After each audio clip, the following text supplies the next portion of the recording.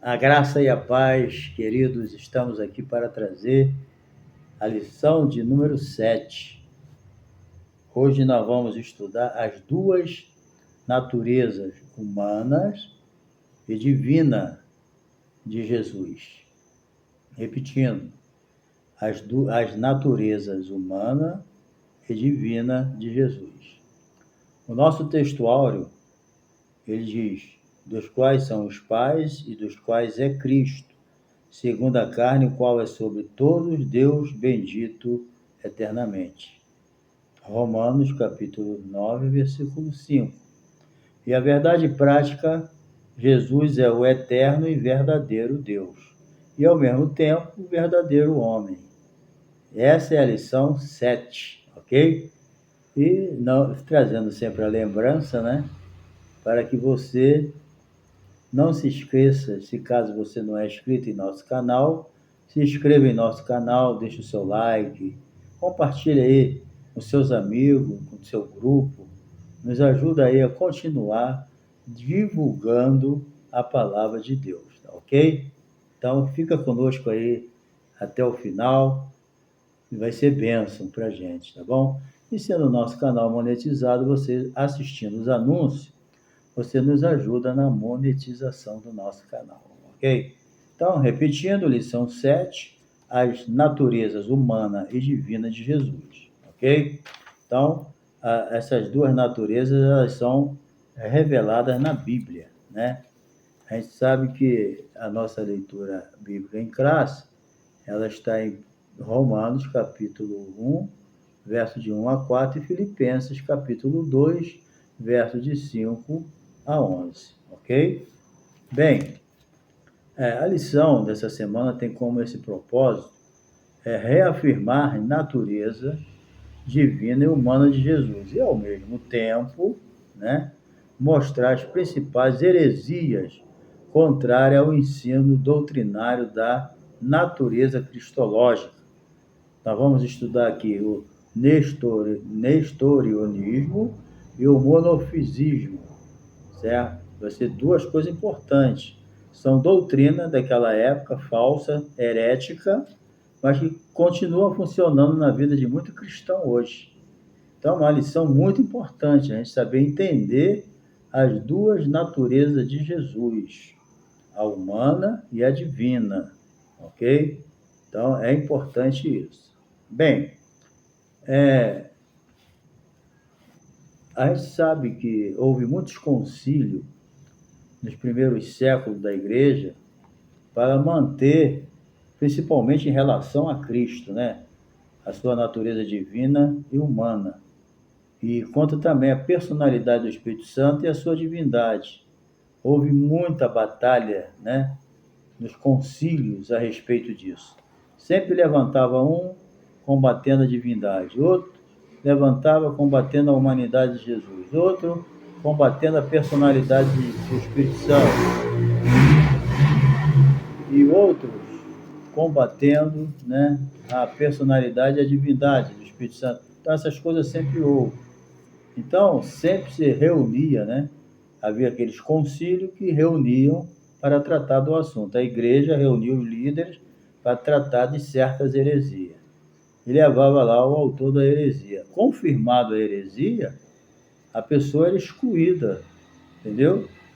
E quando do imperador Constantino para cá, ele expulsava o sujeito para longe. Então, foi uma batalha.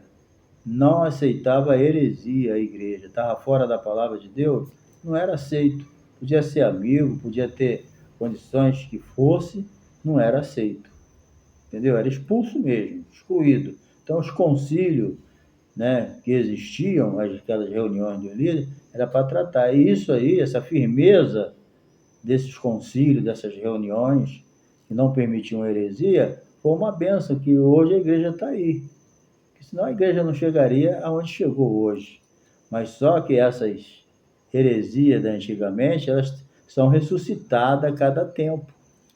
Entendeu? Então, por aí, o unicismo, certo? A unidade, a natureza de Jesus humana debatida, né? os TJ que não aceitam a natureza divina de Jesus. Então, essas heresias foram combatidas e descartadas, mas hoje elas são ressuscitadas, às vezes com uma aparência diferente e tal, mas a origem é a mesma, entendeu? Então a gente deve se manter ligado. E hoje nós vamos estudar as duas naturezas de Jesus, que foi muito combatida. Uns acreditavam na natureza divina, mas não acreditavam na humana. Outros acreditavam na humana, mas não acreditam na divina. Então sempre existiu isso, mas sempre foi combatida. A Igreja de Jesus nunca aceitou isso, entendeu? Então a gente fica ligado aí que nós vamos estudar hoje o nestorianismo e o monofismo, tá bom? Bem, o ensino bíblico da dupla natureza de Jesus. Então, humanamente, a Bíblia deixa claro lá em Romanos 1:3 que Jesus ele veio da descendência de Davi, entendeu? Porque, na verdade, né, a Bíblia deixa claro, deixa eu ver um cisquinho aqui, a, a Bíblia diz que, né, que Jesus foi concebido pelo ventre de Maria, né? Ele foi uma virgem de Israel, então, pelo Espírito Santo, certo? Então, aí está um elo humano e divino, duas naturezas do Senhor. Jesus foi concebido, né, o seu corpo humano foi concebido no ventre de Maria pelo poder do Espírito Santo, né? Então, mas ele também é declarado Filho de Deus em poder. Então, a expressão indica o quê? A divindade de Jesus, e isso é reforçado logo em seguida pela palavra Jesus Cristo, nosso Senhor. Mais adiante, veja só, Paulo, ele descreve uma coisa muito importante para fortalecer a humanidade de Jesus. Porque Jesus, sendo divino, assumiu uma forma humana, não é uma coisa imaginária, como dizem os heréticos, certo? O Paulo, ao descrever os privilégios que Deus concedeu a Israel, né, como a adoção de filhos, a glória, isso é os privilégios de Israel, olha só, o povo de Israel, a adoção de filhos, né, a glória, os concertos e a lei, o culto e as promessas, e o apóstolo conclui ainda, né, dos quais são os pais, dos quais é Cristo, segundo a carne, o qual é sobre todos Deus bendito eternamente. Então, dentre todos esses privilégios, né, Israel ainda tem Jesus, né, como aquele que veio do povo de Israel. Jesus é um israelita, entendeu? Então, isso é um privilégio de Israel, porque segundo a carne, veio quem? Jesus. Veja bem, Jesus ele veio da descendência do povo israelita, mais especificamente da tribo de Judá, mais especificamente da família de Davi, entendeu? Povo de Israel, tribo de Judá, mais especificamente família de Davi. Então, está bem claro o privilégio de Israel que tem Jesus como seu descendente, segundo a carne, entendeu? Então, o Senhor Jesus, está claro que humanamente ele é um judeu, por quê? Porque Jesus é um homem completo e ao mesmo tempo um Deus completo, entendeu? Então, Jesus é um judeu também, descendente de Israel e ao mesmo tempo é o Deus bendito eternamente, entendeu? Bem, o antigo hino, né? Um antigo hino cristológico, em Filipenses, capítulo 2, 5 e 6. Segundo o autor, era um hino que cantavam aqui, essa parte aqui. O texto está dizendo que, embora Jesus, né, sendo Deus, eu vou ler aqui para ficar bem claro, tá bom? Olha só, está em Filipenses, capítulo 2. O autor diz que esse texto aqui que Paulo menciona em Filipenses, capítulo 2, verso 5 até o 11, é um hino que era cantado na época lá da igreja primitiva. É esse aqui, ó, de sorte que haja em vós o mesmo sentimento que houve também em Cristo Jesus, que sendo em forma de Deus, não teve por usurpação ser igual a Deus, mas aniquilou-se a si mesmo, tomando a forma de servo, fazendo-se semelhante aos homens, achado na forma de homem, né? Humilhou-se a si mesmo, sendo obediente até a morte e morte de cruz. Então aqui mostra, né, que Jesus, sendo em forma de Deus, não achou por usurpação, né, ser igual a Deus, mas esvaziou-se a si mesmo, se aniquilou, né, a si mesmo, assumindo o quê? A forma de servo. Está entendendo? Jesus, de si próprio, entendeu? De livre e espontânea vontade, ele resolveu assumir, sendo divino, sendo a segunda pessoa da Trindade, ele assume uma forma humana para poder morrer pelos nossos pecados e nos salvar. Entendeu? Então, o texto está dizendo isso, ok? Então, essa passagem é uma parte de um provável hino, segundo o autor. Então, saindo dessa parte, o Senhor Jesus é declarado da descendência de Davi, segundo a carne, né? E filho de Deus em poder. Jesus, ao assumir a forma humana, não perdeu a forma divina, entendeu? Então, vamos lá. Número 2 aqui. As heresias contra o ensino bíblico da dupla natureza de Jesus.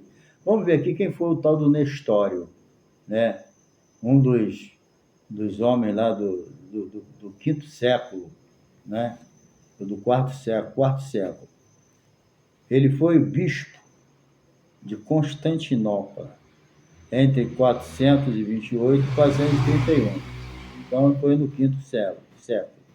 Nestório, ele discordava do título dado a Maria, defendido por Cirilo. Cirilo, né, de Alexandria, era também um que defendia a mariolatria. Ele entendia Maria, mãe de Deus. O Nestório não aceitava isso, né? Mas o Cirilo que veio com essa ideia aí de que Maria é a mãe de Deus, ok? Portadora de Deus. Ele sugeriu receptora de Deus, mãe de Cristo. Sim, Maria é mãe de Jesus humano, da parte humana, certo? Maria não ia conceder um divino, Deus é eterno, né? Então, a Maria é mãe de Jesus humano, quando Jesus assume a sua forma humana, não mãe de Deus. Essa história de Maria, mãe de Deus, não cola. Como é que Maria é mãe de Deus? Certo? Então, isso aí não tem base bíblica, né? Visto que Deus é eterno, e Maria teve princípio, teve fim, e Jesus, e Deus não tem começo nem fim, né? Então, a expressão adotada por Cirilo era uma contradição. Embora a posição de Nestório fosse bíblica, teologicamente correta, a popularidade do termo mãe de Deus de Cirilo impediu, né, que Nestório combatesse essa parte. Ok? Então, a preocupação dele era menos com mariolatria, mais com a ideia de o arianismo, certo? Bem, vamos ver aqui as ideias do nestorianismo, de Nestório. É nestorianismo porque vem de Nestório, um bispo ali da igreja daquele tempo. Ele defendia a formulação dos pais niceno, a divindade de Cristo, e a humanidade definida no credo niceno, Constantinopla. Então, segundo o pensamento de Nestório, as duas naturezas de Cristo, a humana e a divina, eram duas pessoas. Essa foi a acusação contra ele, entendeu? Então, veja bem, ele combatia a mariolatria, mas veio com essa ideia de dois Jesus. Está vendo como é que é as coisas? Ele combate uma heresia e vem com outra pior. Entendeu? Dizendo que era dois Jesus. O Jesus humano e o Jesus divino. Aonde ele arrumou isso, na Bíblia não foi. Então, até aí, essas coisas não eram combatidas, porque a igreja primitiva em si, ela aceitava a divindade de Jesus tranquilamente. Ela não formulou nenhuma teologia, né, para combater isso, porque eles aceitavam, a igreja primitiva aceitava normalmente a natureza humana e divina de Jesus. Então não formou nenhuma teologia contrária, porque eles acreditavam nisso, certo? Então, igual a Trindade, né? A Trindade também, eles não tinham nada preparado, né? A gente sabe disso. Por quê? Porque eles acreditavam na Trindade. Então, eles não precisavam, vou repetir, a igreja primitiva nunca precisou formular nenhuma formulação, aliás, a igreja primitiva não precisava de nenhuma formulação teológica para combater a Trindade, porque todo mundo acreditava que Pai, Filho e Espírito Santo eram divinos. Eles não preparavam nenhuma formulação teológica para combater a Trindade, porque eles sabiam, né, que eles eram divinos, nem para combater o unicismo, porque ele sabia que Pai, Filho e Espírito Santo são três pessoas distintas. Eles nunca formularam nada teológico para combater a divindade do Espírito Santo, nem a sua personalidade, porque eles sabiam que o Espírito Santo era uma pessoa divina e distinta. Eles nunca formularam nada teológico para combater a humanidade, contra a humanidade e a divindade de Jesus, porque eles criam que Jesus era um homem divino. Mas, com o passar dos séculos, começou a surgir essas heresias, então os líderes da igreja precisavam fazer as formulações teológicas para combater. Mas antes, no Novo Testamento, não precisava, porque todo mundo acreditava nas naturezas duplas de Jesus, humana e divina, formando uma personalidade só.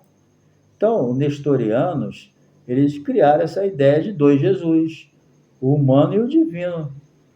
Inclusive, tem pessoas que pregam que quando Jesus estava, né, repreendendo o mar, era o Jesus divino. Quando Jesus estava dormindo, era o Jesus humano. Entendeu? Veja que absurdo. Quando Jesus ressuscitava Lázaro, era o Jesus divino. Quando Jesus estava comendo num banquete ou num casamento, era o Jesus humano. Vê a mentalidade, como é que eles inventam isso? Então, isso são problemas que a igreja tem que combater. Então, isso era trazido para os concílios, e lá nos concílios ficava decidido, é heresia, acabou, o cara era excluído e acabou. Entendeu? E ainda deportado pelo imperador ainda. Então, esse era o grande problema. Então, e o Nestor ainda fazia essa ilustração, né? Era a comparação de marido e mulher serem uma só carne. Então, quer dizer, a unidade do casamento é marido e mulher, mas é uma unidade composta, entendeu? E ele queria fazer da personalidade de Jesus uma unidade composta. Não, é uma personalidade só, é um Jesus só, com duas naturezas. E é ponto final. Não precisa nem falar mais no assunto. Um Jesus só, uma só personalidade, com duas naturezas. Porque Jesus dormindo era o Jesus com a natureza humana e divina. Jesus expulsando demônio era o Jesus com a natureza humana e divina. Jesus repreendendo o mar é o Jesus com a natureza humana e divina. A ação de Jesus não tinha nada a ver com as suas duas naturezas, no sentido de que quando expulsava demônio e andava por cima do mar, era o Jesus divino, quando estava dormindo, Jesus humano. Nunca existiu dois Jesus, é um Jesus. Tá bom? Bem claro, né? Bem, o monofisismo. O monofisismo, essa é interessante, né? Para não ser ridícula. O termo vem de duas palavras gregas, mono, único, física, natureza. O seu principal expoente foi Eutico, também conhecido como Eutique. Essa doutrina afirma, olha só, duas naturezas de Cristo são fundidas em uma só natureza, amalgamada. O sentido de amalgamar não é de unir, não é de tratar da união, mas mistura, fusão. Assim seria uma só natureza híbrida, ou seja, nem totalmente Deus e nem totalmente o homem. Essa doutrina foi condenada, lógico, no Concílio de Calcedônia, em 451.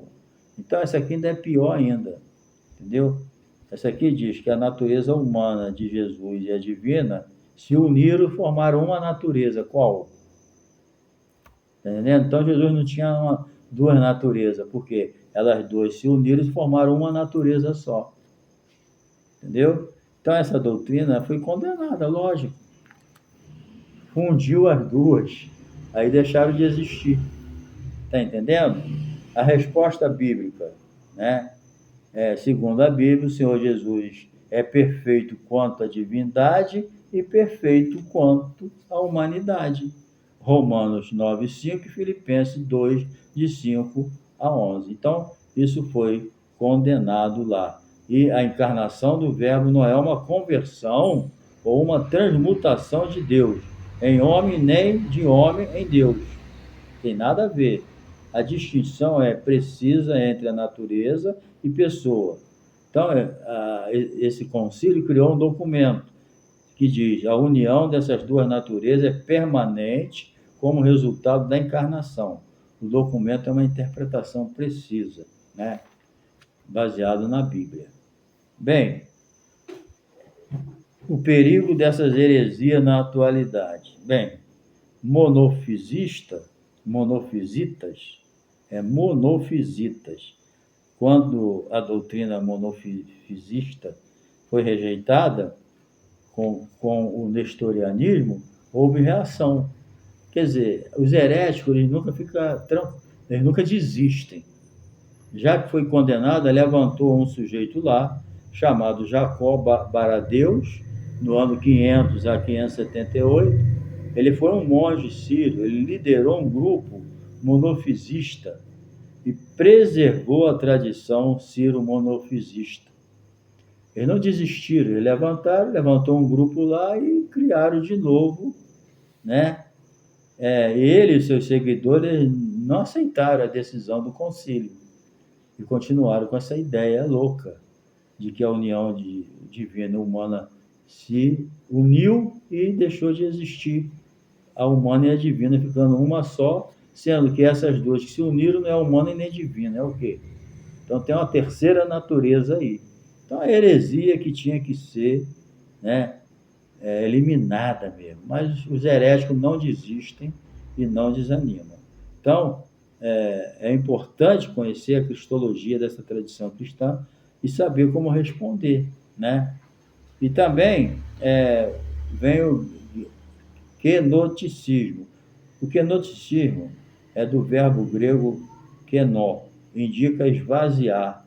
A Bíblia deixa claro que nessa doutrina quenótica afirma que Jesus, enquanto esteve na terra, ele se esvaziou de si mesmo. Ele não perdeu a sua natureza divina e não perdeu os seus atributos. Ele não fez uso deles, certo? Ele assumiu a natureza humana, mas não perdeu a divina. Então, ele não perdeu os seus atributos divinos. Ele adquiriu o humano ainda, né?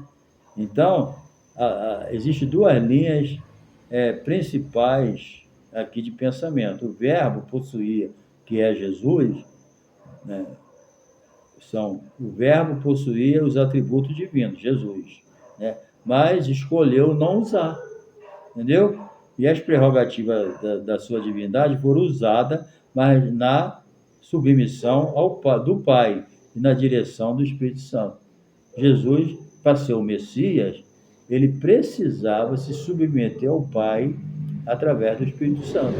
Então, ele não poderia ser o Messias, o ungido de Deus, que veio para salvar e morrer pela humanidade. Entendeu? Então, entendemos que sem os atributos divinos, Jesus é menor que Deus. O que é nós é o esvaziamento de Cristo. Isso foi uma condição para o seu messiado. E por isso ele abriu mão da sua glória celeste. Mas ele nunca deixou de ser Deus. Só não fazia uso dos seus atributos, porque, repito, como Messias, ele tinha que estar submisso ao Pai e sendo usado pelo Espírito Santo. Então, Jesus, de livre e espontânea vontade, ele decidiu a assumir a forma humana e ser, né, submisso para poder ser igual a nós. Porque era necessário que o sumo sacerdote fosse semelhante a nós, sendo que Jesus era sem pecado. Está entendendo?